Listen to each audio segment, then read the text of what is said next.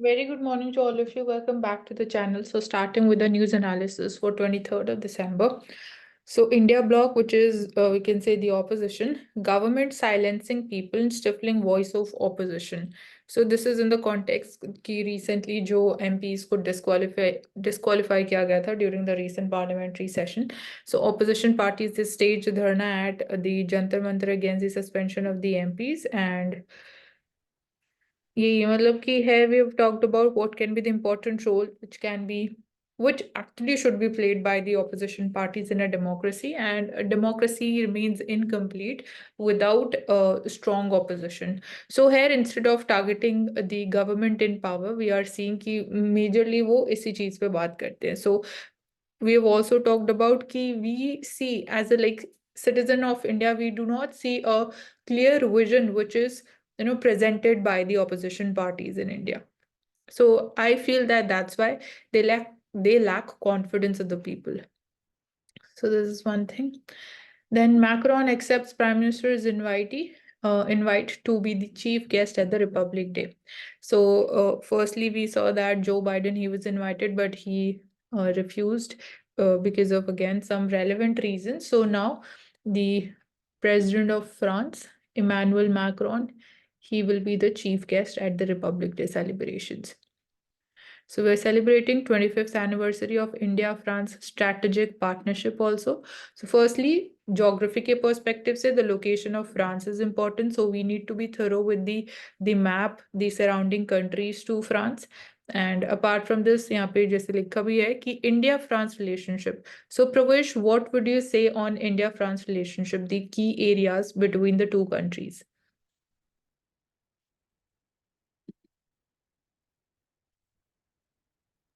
So, Mansi, primarily the different ties which we have in the form of strategic partnerships.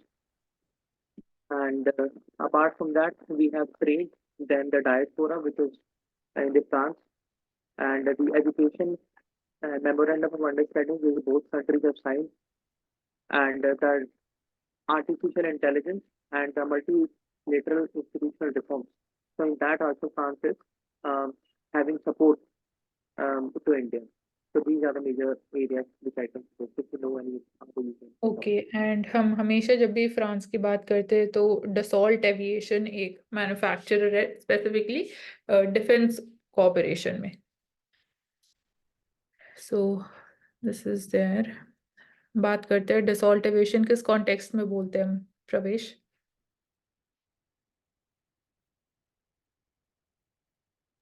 I mean, are you talking about Rafael? हाँ जी, yes. So don't misconstrue IMF's debt outlook. This has been made clearly. So, Finance Minister sought to dispel the certain factually incorrect presumptions being made about India's indebtedness levels from a scenario-based assessment by the IMF that warned कि government का हमने कल भी बात करी थी कि India का debt to GDP ratio it might exceed 100% by 2027-28 under the adverse circumstances. So, Article 4 is a report. The name of the report is this also. So this is published by IMF. So यहाँ पे we need to focus upon क्या language actually use की जा रही है. Certain factually incorrect presumptions. So factually incorrect presumptions हैं, assumptions बोल सकते हो about India. So this has been made clear by the Union Finance Minister also कि ऐसा एक्चुअली नहीं है. मतलब ये बहुत ज्यादा एक्सट्रीम सिनेरियो लेके वो चल रहे हैं. So ministry stressed that any interpretation that the report implies that general government debt would exceed 100% is misconstrued. So India don't exactly go by this. So here we are seeing the form of protest by the wrestlers. Bajrang Punia writes to Prime Minister, says he is returning Padma Shri in protest. So कल हमने इसको again discuss किया था. Wrestling Federation of India has got new president, which is being alleged कि the new elected president is also a close AD of the former president Brij Bhushan Singh, जिनके against sexual harassment के charges alleged किए गए थे by these Indian wrestlers. So he holds his Padma Shri, you can see in the picture, award near the Kartavya Path in New Delhi. And we have also seen some women athletes also who will be leaving this sport entirely in the form of protest. So Sakshi Malik, who've been also former ambassador of Beti Bachao Beti Padhao, they're now leaving the sport. So here I want to cite, and Karuna, you can add on that the Padma Shri is awarded by the President of India, and it is prohibited for the government servants, including the IAS and the IPS officers, and even those who are working in the PSUs. Then, what is the feature of the Padma? So, it is Padma award comes with a lotus flower, where the Devanagari script is used. And if you talk about like who chooses, what is the difference between Padam Shri and Padam Vibhushan? So, Padam Shri is the uh, third highest civilian honor, and Padma Vibhushan is the second highest civilian honor. And then the first we have, I think, Bharat Ratna. Yes, first to Yes, you're Bharat correct. Ratna, we have then three Padam Shri, Padam Bhushan, and Padam Vibhushan. So इसमें Yeah, we need to clearly know the difference. So Padam Vibhushan is second, Padam Bhushan is third, and I think Padam Shri is the fourth. we'll have to exactly verify. I'm not sure about this, Pravesh. I'm sure that's what I'm saying. Okay, ठीक है. Thank you so much then. Then so यहाँ पे एक interesting case है. High court बोल रहा है कि not fasting on Karva Chauth is not an act of cruelty. So यहाँ पे हम बोल सकते हो individual freedom of a woman whose wife summons a festival of Karwa Chauth may be the wife's choice. Choice है ये आपकी. It is not mandatory and by coercion आप force नहीं कर सकते अपनी wife को. So if this passionately considered may not be termed as an act of cruelty grave enough to sever the marital ties. Okay, इसके basis पे like ऐसे situation भी आ गई कि divorce case इस basis पे file किया गया था. Wow, कुछ भी हो रहा है. So she was annoyed with her husband for not recharging her mobile petty crimes. बस यहाँ पे बोल सकते हैं कि it is not it should not be done by coercion and ये choice है woman की.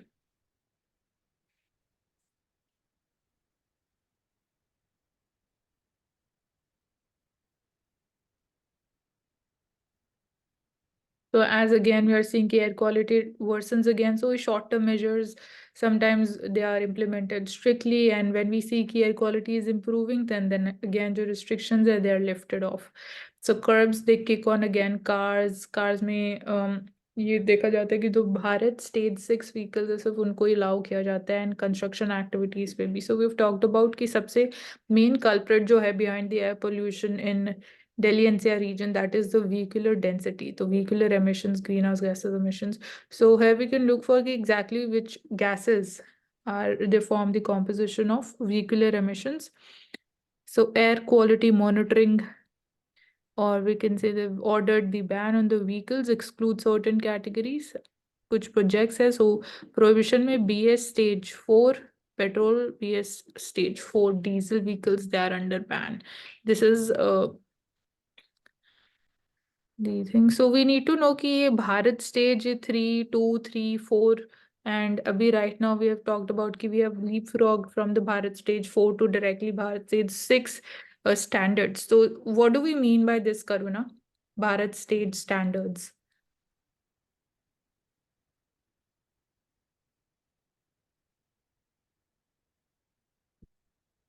मैं पूरा श्योर नहीं हूँ बट आई गेस जो लिमिट होती है कुछ जो डीजल कार्स होती है उनके ऊपर 10 to 15 years की जब से आपकी रजिस्ट्रेशन होती है एंड कार्बन मोनोऑक्साइड की और नाइट्रोजन ऑक्साइड की जो एमिशन होती है डीजल इंजन से उससे रिलेटेड होता हाँ, भारत स्टेज मीन्स के जो व्हीकल में से जो एमिशंस निकलते हैं जो इंजन होता है कार का उसमें भी have the technological improvements plus जो फ्यूल भी है लाइक क्लीनर फ्यूल ही यूज किया जा सकता है उस पर्टिकुलर इंजन में. तो the engine becomes more efficient, उससे जो पोल्यूशन है और पोल्यूशन इंटेंसिटी है वो कम होगी. तो ये डिफरेंस है डिफरेंट स्टेजेस में. सो क्लीनर फ्यूल मीन्स कि सल्फर डाइऑक्साइड जो एमिशंस हैं वो और कम होंगे कंपेयर, लाइक अगर भारत स्टेज 6 और 4 को कंपेयर करते हैं, so it is there for both petrol and diesel दोनों कार्स के लिए stage. It is not just that, वो जो आपने बोला वो एक इम्पॉर्टेंट मेजर है, वो भारत स्टेज का नहीं है, जो आपने 10 to 15 years वाली टाइमलाइन बताई।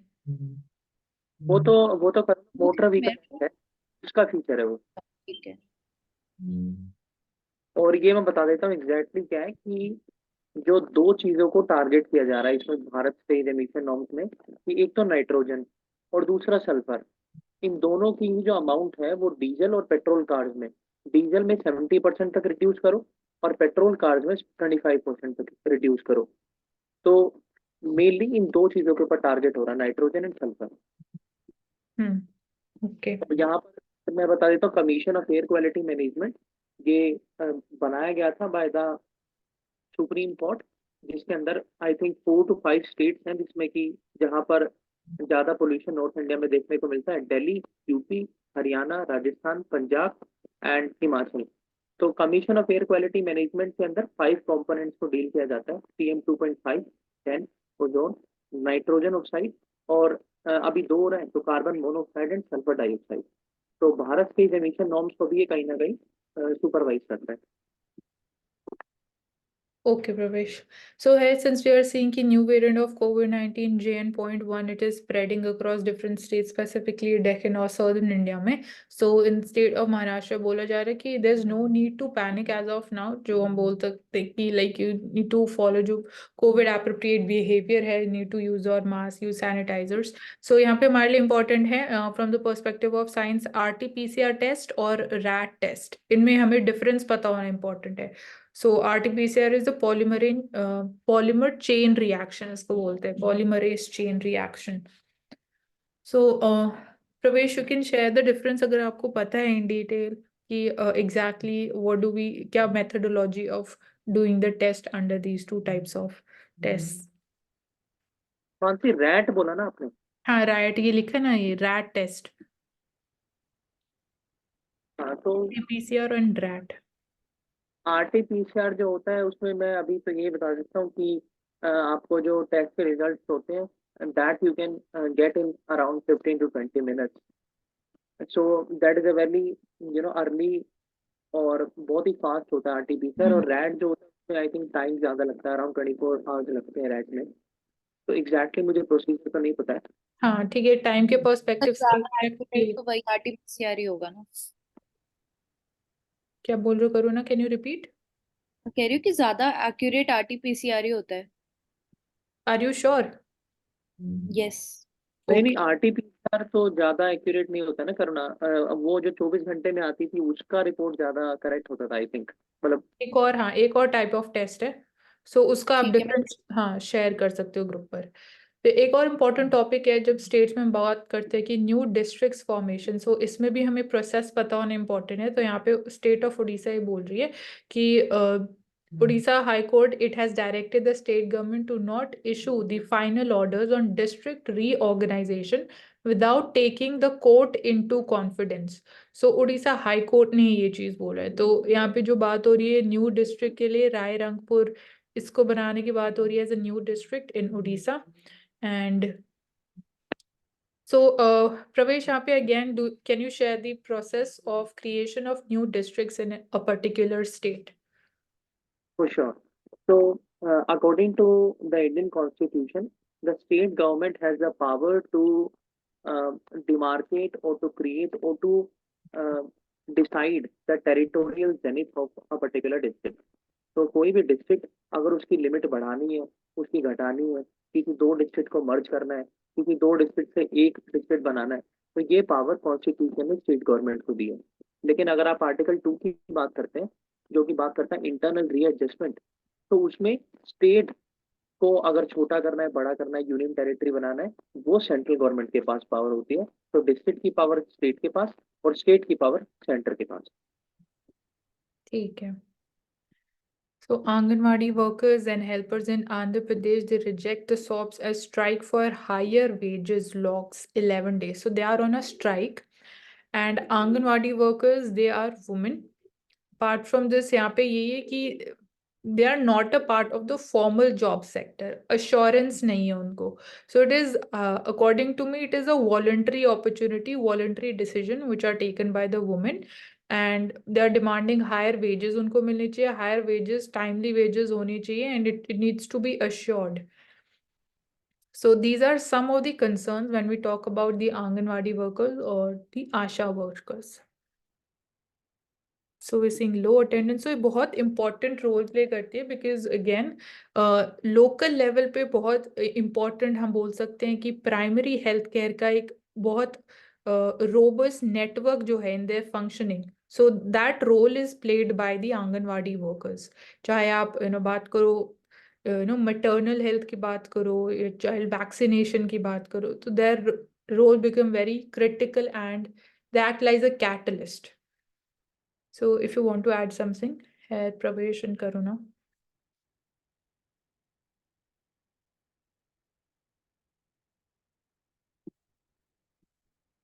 No, Mansi, we can continue. Okay, so Tamil Nadu कल हमने देखा था कि the state of Tamil Nadu they were raising the demand कि flood को national disaster घोषित कर देना चाहिए, but as per the Indian Constitution and कल हमारे पास clarification भी आया from the Union Finance Minister कि state level disaster को आप national disaster नहीं बोल सकते हो, नहीं उसको declare कर सकते हो. So ऐसा कोई अभी प्रोविजन एग्जिस्ट नहीं करता है even in the Indian constitution. So यहाँ पे इम्पोर्टेंट बॉडीज जो है, एक तो IMD, इंडियन मेट्रोलॉजिकल डिपार्टमेंट. मैं बता देता हूँ हाँ. इसमें मेन मानसी डील करती है इसको. मतलब एनडीएमए तो प्राइम मिनिस्टर की और एसडीएमए सीएम की और डीडीएमए डिस्ट्रिक्ट कलेक्टर की सुपरविजन में काम करती है. उनका काम तो यही रहता है कि एडेप्टेशन, मिटिगेशन, ये सब. लेकिन जो ये मुद्दा है यहाँ पर है डिसाइड करना है कि मतलब डिजास्टर को नेशनल डिजास्टर बनाना है या नहीं बनाना. तो इसमें हमारे जो कैबिनेट सेक्रेटरी ऑफ इंडिया होते हैं वो एक कमेटी को हेड करते हैं जिसका नाम होता है नेशनल क्राइसिस मैनेजमेंट कमेटी. तो ये डिसाइड करती है कि किसी चीज को डिजास्टर बनाना है या फिर डैमेज डिक्लेयर करना है. तो नेशनल क्राइसिस मैनेजमेंट कमेटी यहाँ पर इंपॉर्टेंट हो जाती है, headed by cabinet secretary. Okay. And ये साइंस का एक इम्पोर्टेंट टॉपिक है डोपलर वेदर रडार्स. तो please share the information of this also. Doppler weather radars, Doppler technique है, हम काफी बार ये वर्ड सुनते हैं, Doppler.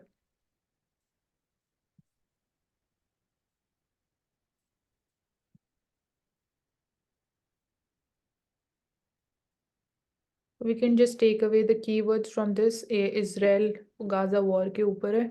The war continues. Israel के क्या ऑब्जेक्टिव हैं? तो 2 declared objectives है when it launched the attack. So one was to free the hostages. जो Hamas had taken some 240 hostages during its raid. तो ये पहला ऑब्जेक्टिव था अटैक करने का, or we can say behind this war from the side of Israel. And third, undeclared but self-evident है ये. Objective was to rebuild Israel's deterrence so that another October 7 would not happen. So this is not declared but ये self-evident है. This is clearly visible.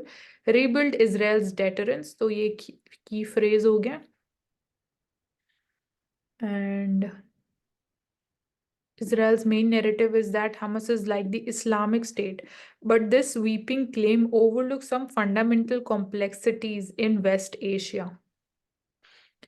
तो India का stand हमें पता है, India के भी 2 मेजर स्टैंड है कि we support the 2 state solution, we support the formation of Israel and Palestine as 2 separate countries, and secondly is that we do not support terrorism in any form anywhere in any part of the world.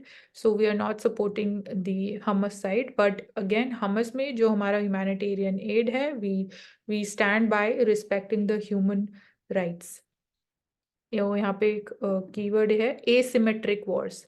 So on what basis can we say, Pravesh, that this is an asymmetric war?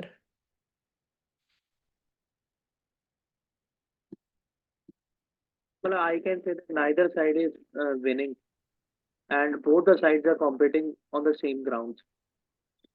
So that is why we can say it an asymmetric war.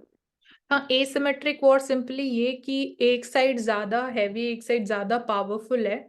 And अगर support भी बोलते हैं हम third countries का, तो Israel को है support, USA का सपोर्ट है, बट हमस मतलब हम बोल सकते हैं यहाँ पे थोड़ा सा इन दिस कॉन्टेक्स्ट कि वो इतना पावरफुल नहीं लगता है when we see it versus Israel plus USA.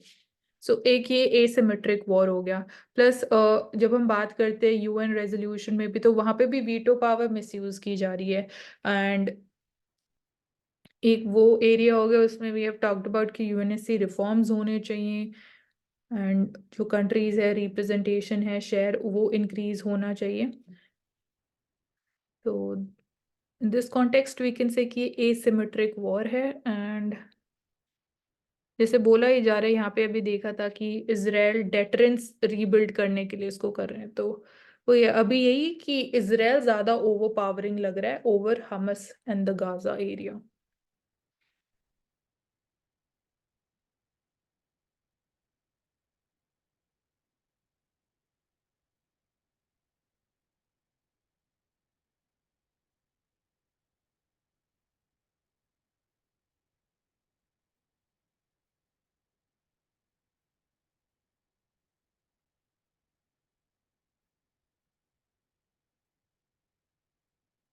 So celebratory firings at weddings and parties continue to thrive in parts of North India, claiming lives and injuring scores of people. So the easy availability of alcohol, rise of gun culture can prove to be a deadly combination. सो ऐसे incidents कि north India में ज़्यादा देखे जाते हैं, like Bihar UP में, how celebratory firings are resulting in deaths including of children. So यहाँ पे ये गन कल्चर तो है, बट गन कल्चर भी कैसे प्रमोट हो पा रहा है, वो इलीगल गन्स इजीली अवेलेबल हो रही है, इसलिए गन कल्चर ज़्यादा प्रमोट हो रहा है स्पेसिफिकली यूथ पॉपुलेशन में।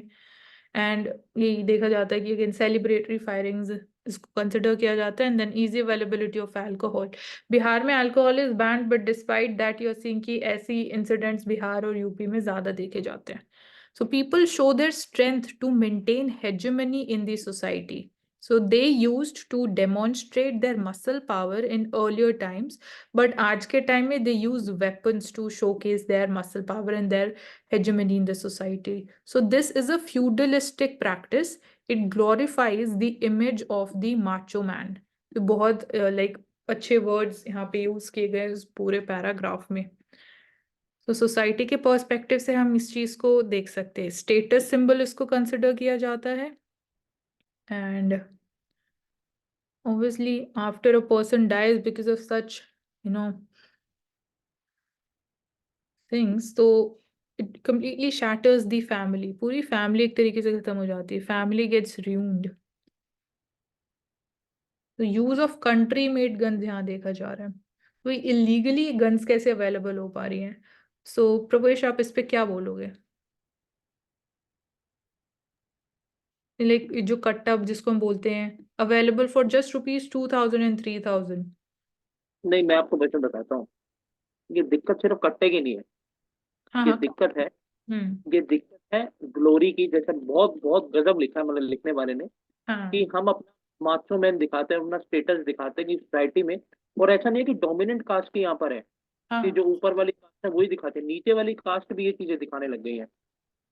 तो अब कर क्या सकते हैं, क्योंकि हमें तो रोकनी है चीज। क्योंकि होता क्या है कि मिस फायर हो जाता है, छर्रे लग जाते हैं किसी को आकर के, उससे भी बॉडी में बाउंस क्रिएट हो जाते हैं। शादियों में बहुत सारी चीजें देखी जाती हैं, उसके बाद फेस्टिवल्स होते हैं वहां पर देखे जाते हैं। तो क्या कर सकते हैं, अगर शादियों की बात है तो अब थोड़ा मतलब डेटरेंट तो करना पड़ेगा इसके अंदर, कि जो भी शादी होती है वो वहां पर एक इंस्पेक्शन, वहां के जो पुलिस वाले हैं, जो बीट ऑफिसर है, वो शादी में जाके कर दें। और अगर है किसी के पास तो उससे लाइसेंस मांग लें। अगर लाइसेंस है तो ठीक है, अगर नहीं है तो उसको जब्त कर ले, जैसे कि इलेक्शन टाइम में मॉडल कोड ऑफ कंडक्ट में भी होता है। और दूसरा ये है कि अब ज्यादा ही मतलब इसको रोकना ही है पूरा तरीके से, तो आप शादी को भी रजिस्ट्रेशन के तरीके से करवाइए कि भाई आप शादी करो, परमिशन लो, कहाँ करोगे हमें बताओ, हम देखेंगे। और अगर किसी के पास मिला तो हम उसको जब्त कर लेंगे। यही हो सकता है, अदरवाइज तो ये चलेगा, आप रोक ही नहीं सकते इसको। हाँ, पर इसको इम्प्लीमेंट करना भी बहुत मुश्किल है, क्योंकि विंटर सीजन में देखते हैं कितनी नंबर ऑफ वेडिंग्स होती है, तो वहां पे जाके उसको चेक करना काफी डिफिकल्ट हो जाता है। ये जो गन कल्चर है इसको हम रोक सकते हैं, जो इलीगल गन्स हैं, लाइक यहाँ पे हम आर्म्स एक्ट की बात कर रहे हैं 1959 की। So section 302 punishment for murder under the IPC and provisions of arms act 1959। So we can look for this. और क्या एग्जैक्ट प्रोविजंस हैं लाइसेंस्ड गन की, जो आपने भी बात करी प्रवेश। एंड इवन लाइसेंस्ड गन से भी ऐसे इंसिडेंट्स होते हैं, तो वो भी प्रॉब्लम है, उसको कैसे रोकोगे? हाँ, गन वो रोक ही नहीं कल्चर। सकते। सो मतलब और ऐसे ऐसे ये है लोग एक हैं चीज जो कि ज्यादा ऐसे केसेस हाँ रूरल एरियाज में ही हो रहे हैं, अर्बन एरियाज में इतना ज्यादा नहीं है, होते हैं बट स्टिल रूरल एरियाज में ज्यादा कॉन्सेंट्रेटेड है। एंड ये यहाँ पे लिखा भी है कि accused were almost always intoxicated. तो यहाँ पे एक पुलिस ऑफिसर है from UP, 35 years of his entire career, उन्होंने बोला कि मैंने एटलीस्ट 300 केसेस देखे हैं सेलिब्रेटरी फायरिंग।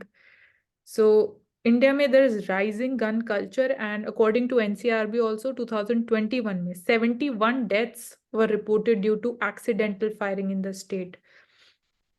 एंड यहाँ पे एक और एक्ट है जिसके अंदर the people are tried, schedule tribes act 1989 section 304 punishment for the culpable homicide not amounting to murder of IPC. So ये जो आपने बोला कि जो लोअर क्लास है, लोअर सेक्शन द सोसाइटी है, वहां पे भी ये ज्यादा प्रमोट हो रहा है, क्योंकि ये जो लीगल गन्स है बहुत चीपली अवेलेबल है, anyone can get these. 2800 illegal weapons and over we can say 18 live cartridges they were found in illegally different districts. यहाँ पे देखो, यहाँ लिखा Bihar police have unearthed 28 mini gun factories जो बिहार स्टेट में वर्क कर रही। तो ये जो इलीगल फैक्ट्रीज हैं, आइडेंटिफाइंग देम, तो यहाँ पे अगेन डिस्ट्रिक्ट मजिस्ट्रेट और जो लोकल एडमिनिस्ट्रेशन है उनका रोल बहुत ज्यादा क्रिटिकल हो जाता है। क्या बोल रहे और इसी के साथ, हाँ मैं इसी के साथ ही बोल रहा हूँ कि ये जो कल्चर है ना, इसको कहीं ज्यादा प्रमोट आजकल के जो गाने हैं, आजकल की जो मूवीज हैं, हो? वो बहुत ज्यादा फोकस हो रहा है उस चीज का, शादियों में, गानों में। तो उस पे भी थोड़ा कहीं ना कहीं हमें एक प्रतिबंध लगाना चाहिए। और जो एजुकेशन सिस्टम है, जो स्कूल, जैसे कि हमने पहले भी बात करी थी कि पोल्यूशन के लिए भी प्राइमरी स्कूल एक्ट कर सकते हैं, इसी तरीके से गन कल्चर को भी रोकने के लिए जो हमारी स्कूलिंग है वहां पर भी सेंसिटाइजेशन किया जा सकता है, ताकि बच्चे अपने माँ बाप को ये कहें कि आप इस तरीके की गतिविधियां ना करें, जिससे कि समाज में अवरोध फैलता है। ठीक है, इम्पोर्टेंट टॉपिक था ये सोसाइटी के लिए।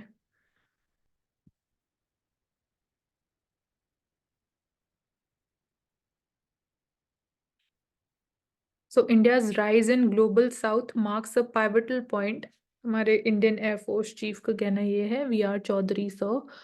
सो pitching for the greater military to military cooperation between India and the countries in Global South एक इम्पॉर्टेंट एरिया है जब हम बात करते हैं मैरीटाइम सिक्योरिटी की। Apart from this, so he says कि Indian Air Force might easily act as a catalyst for progress, fostering strategic partnerships and contributing to the collective advancement of the global south. So key phrases हैं यहाँ, collective advancement of the global south, and even जो shared security challenges हैं, ensuring regional stability. So Pravesh, you can just quickly list down क्या security challenges हैं in the maritime domain. The first is the piracy, anti-poaching, trafficking of humans, animals. Then drug supply होती है, arm supply होती है। उसके बाद हम देख सकते हैं कि जो इंटरनेशनल अनरेगुलेटेड फिशिंग है, वो भी एक प्राइमरी कंसर्न है Hmm. global south का। और फिर यही है कि ऑयल स्पिल एक प्रॉब्लम है, मतलब जिसको डील करने में बहुत प्रॉब्लम होती है। हाँ, इंडस्ट्रियल अ, डिजास्टर्स हो जाते हैं। हाँ, नेचुरल डिजास्टर्स भी होते हैं, उसकी वजह से भी जो कि हमारी क्रिटिकल मतलब एक्टिविटीज जो कोस्टल एरियाज में है वो हैम्पर हो जाती है। इंडस्ट्रियल डिजास्टर्स, ऑयल स्पिल्स हो जाते हैं। एक इशू है फिशरमैन से रिलेटेड जो इंडिया और श्रीलंका के बीच में। एंड फिशिंग की बात करी थी तो illegal, unreported and I think एक और उसका IUU फिशिंग उसको बोलते हैं ना, illegal, unreported and unethical, I think third word होगा, you can check that. Illegal, unreported, and unregulated. Unregulated, right? So we've talked about left-wing extremism and Maoism. So they blow up the railway tracks in Jharkhand. So trains have been halted at the stations. So basically कल हमने यही बात करी थी उनकी main ideology. What is the difference between Maoism's ideology and Marxist? And this is again one of the most important critical internal security threat to India. So the banned CPI Maoist, this is banned under which act, Karuna? CPI Maoist is a political party which is banned under which act? We discussed this yesterday. I think UAPA. Yes, UAPA is the act. So Shalimar Kurla Express train was stopped, and ये कि जो developmental measures है वो नहीं चाहते हैं कि government services, जो बेसिक सर्विसेज है, गवर्नमेंट स्कीम्स हैं, बेनिफिट्स है, वो वहाँ के लोगों तक पहुँचे, ट्राइबल्स तक पहुँचे, क्योंकि वो फिर लोगों का माइंडसेट चेंज कर देगा। उनको अभी वी कैन से कि मिसगाइड किया जाता है बाय दीज माओइस्ट। एंड एक ये वो उनका टैक्टिक्स है कि जो डेवलपमेंट मेजर्स लिए जा रहे हैं, रोड्स अगर बनाई जा रही है ऑल वेदर रोड्स, तो दे डिग दैट अप, एंड रेलवे में यहाँ पे देखने को मिल ही रहा है कि ट्रैक्स को डैमेज कर रहे हैं, एंड उस सिविलियंस पे भी अटैक करते हैं, जो सिविलियन इंफ्रास्ट्रक्चर भी है, स्कूल बिल्डिंग्स भी है, वहाँ पे भी अटैक किए जाते हैं। तो यही मेन उनकी आइडियोलॉजी है। मॉइज्म हमने बैन क्यों कर रखा है? Because they support revolutionary and violent activities. So they think कि वायलेंस के थ्रू दे कैन कि स्टेट को, जो गवर्नमेंट है in power, they can remove that.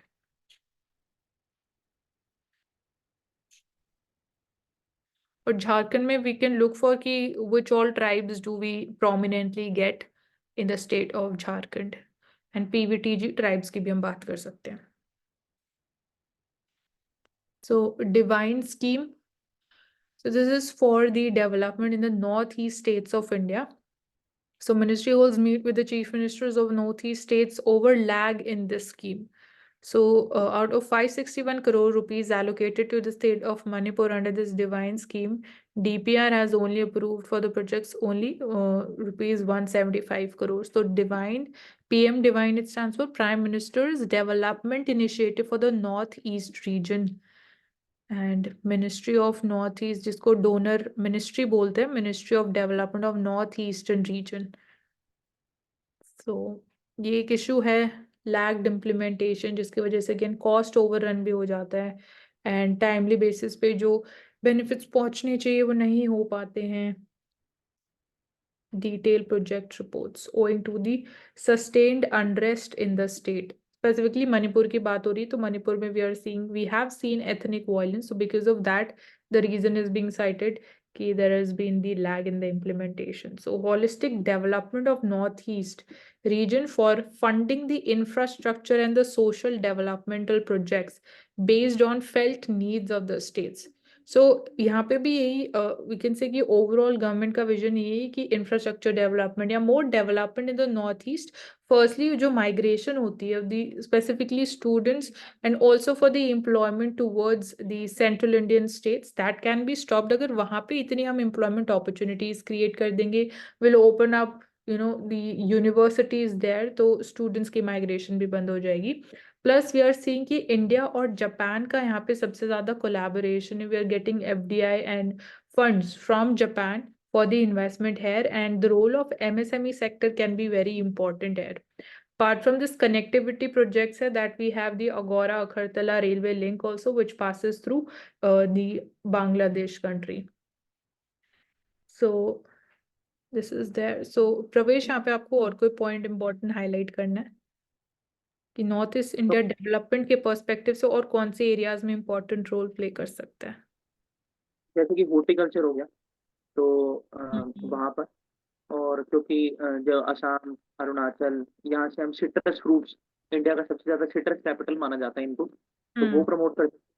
Organic farming में हमने देखा कि किस तरीके से ये स्टेट्स काम कर रहे हैं, और मणिपुर तो जाना भी जाता है फ्लोट लैंड फार्मिंग के लिए, तो उसको भी कहीं ना कहीं प्रमोट कर सकते हैं। फिर टूरिज्म सेक्टर हो गया, क्योंकि जितना टूरिज्म हमारे यहाँ नॉर्थ इंडिया के अंदर हिली स्टेट्स में है, उतना नॉर्थ ईस्ट में कम है, तो उसको थोड़ा बढ़ा सकते हैं रिक्रिएशनल। और वहाँ पर हम थोड़ा हर्बी जो जो हमारा आयुष पॉलिसी है, जिसके अंदर अलग अलग तरीके के ट्रीटमेंट दिए जाते हैं बॉडी हीलिंग के लिए, उसके लिए भी हम नॉर्थ ईस्ट को प्रमोट कर सकते हैं, क्योंकि वहाँ का कल्चर और वहाँ की जो एक्सपोजर है वो इस तरीके का है कि वो काफी आपको हेल्थ में भी इम्प्रूवमेंट करता है।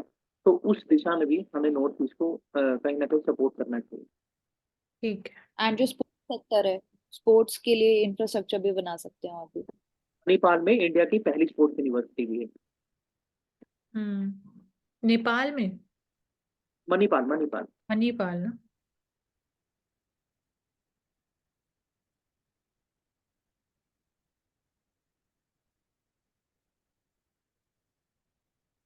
So government aims to set up 17,000 crèches across India. So this is again very important. So plans to depute 2 additional crèche workers in each Anganwadi. So again, ये भी एक important role है. So this would be under the Palna scheme. The center has approved 5,222 crèches. 13.87 lakh anganwadis India में है and mini anganwadis भी है. सो हमें एक फेयर आइडिया होना चाहिए कि टोटल इंडिया में कितनी आंगनवाड़ी सेंटर्स हैं. पालना स्कीम इंपॉर्टेंट हो जाता है. So even for the women empowerment also their independence, जब हम बोलते हैं कि वुमेन आप कैसे उनका labour force participation rate increase करोगे, तो यहाँ पे क्रेचेस का रोल भी इंपॉर्टेंट हो जाता है. You can leave your child there and आपको mentally you will not be bothered about your safety of the children. So standard operating procedure for anganwadi cum creche centres being set up under this Palna scheme. So this is under the Union Ministry of Women and Child Development. Ministry of Women and Child Development. So priority is to reach out to the woman who earn her livelihood by leaving her own house to work in another. So चाहे आप agriculture labourer की बात करो, not just skilled women की, agriculture labourers को अगर field में खेत में जाके काम करना है तो दे हैव टू इधर carry their children with them, या फिर वो इतना टाइम वहाँ डिवोट नहीं कर पाते. तो women who works as a construction worker, तो अनऑर्गेनाइज सेक्टर के लिए भी एक ये बूस्ट होने वाला है. Opportunity to participate in economic activities, and we can relate this to any DPSP or fundamental duty. Pravesh? या 39 DNC we can say. And Mansi, क्या हम इसको एग्जांपल मान सकते हैं केयर इकोनॉमी का? हाँ, मान सकते हैं. केयर इकोनॉमी में बोल सकते हैं मेरे हिसाब से. ठीक है. ओके.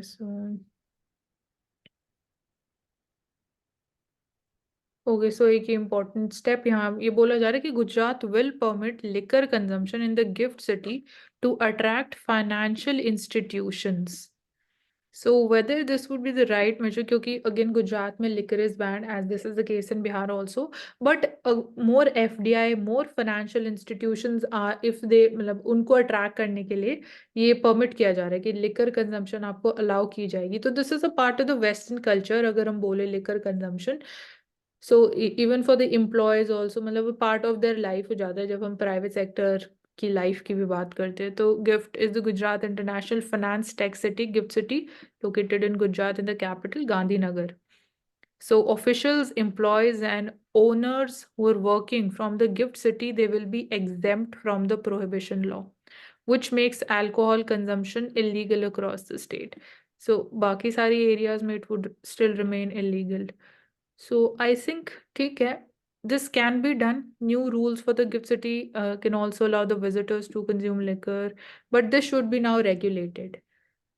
बट ये अब ये थोड़ा सा डिफरेंस के पर्सपेक्टिव से भी डिबेट किया जा सकता है कि फिर बाकी स्टेट में आप अलाउ नहीं करोगे. So just for the purpose of getting more FDI and for the development of gift city आप इसको अलाउ कर रहे हो, तो इस पे आप क्या बोलोगे प्रवेश?